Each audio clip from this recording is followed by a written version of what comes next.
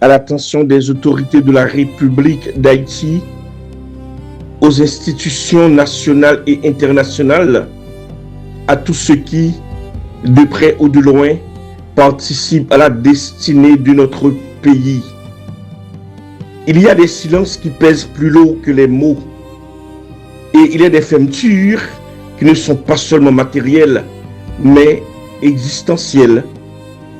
Aujourd'hui, Haïti étouffe, non pas seulement sous le poids de ces crises, mais sous l'impossibilité de circuler, de respirer, d'exister pleinement dans son propre espace. Un aéroport fermé n'est pas seulement une infrastructure à l'arrêt, c'est une nation que l'on isole. Ce sont des familles séparées, ce sont des malades privés de soins, des étudiants empêchés d'apprendre, des citoyens réduits à l'immobilité de leur propre pays. Des routes impraticables ou dangereuses ne sont pas de simples obstacles physiques. Elles deviennent des frontières intérieures, des lignes invisibles qui fragmentent le territoire et brisent l'unité nationale.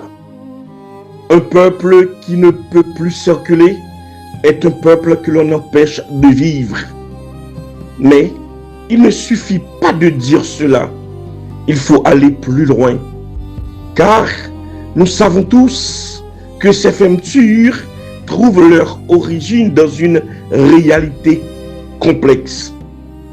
L'insécurité, l'instabilité, l'effondrement progressif de certaines structures de l'État.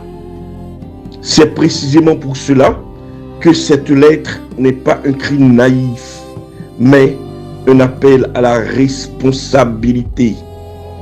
Nous appelons à la mise en place urgente de dispositifs sécuritaires réels et efficaces, permettant la réouverture progressive et sécurisée de l'aéroport Toussaint-Louverture, à la sécurisation des axes routiers essentiels afin de garantir la libre circulation des citoyens sur l'ensemble du territoire, à une coordination transparente entre les autorités nationales et les partenaires internationaux dans le respect de la souveraineté du peuple haïtien, à une communication claire, honnête et régulière afin que le peuple ne soit plus tenu dans l'incertitude et l'abandon. Ce que nous demandons n'est pas un privilège, c'est un droit fondamental. Le droit de circuler, le droit de se déplacer, le droit d'exister dans son propre pays sans être prisonnier de la peur ou du blocage. Haïti n'est pas une terre condamnée à l'enfermement. Elle est une terre de passage, de mémoire, de dignité. Et aucun peuple ne devrait être privé de son horizon. Nous n'ignorons pas les difficultés, mais nous refusons que ces difficultés deviennent une fatalité. Il ne s'agit pas seulement de rouvrir un aéroport ou des routes, il s'agit de rouvrir un pays.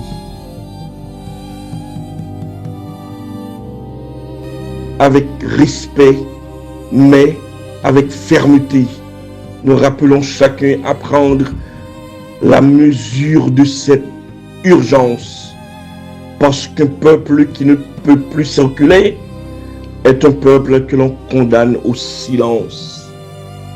Et Haïti ne peut pas se taire. Haïti ne peut pas se taire. Haïti ne peut pas se taire. Haïti ne peut pas se taire. Haïti ne peut pas se taire.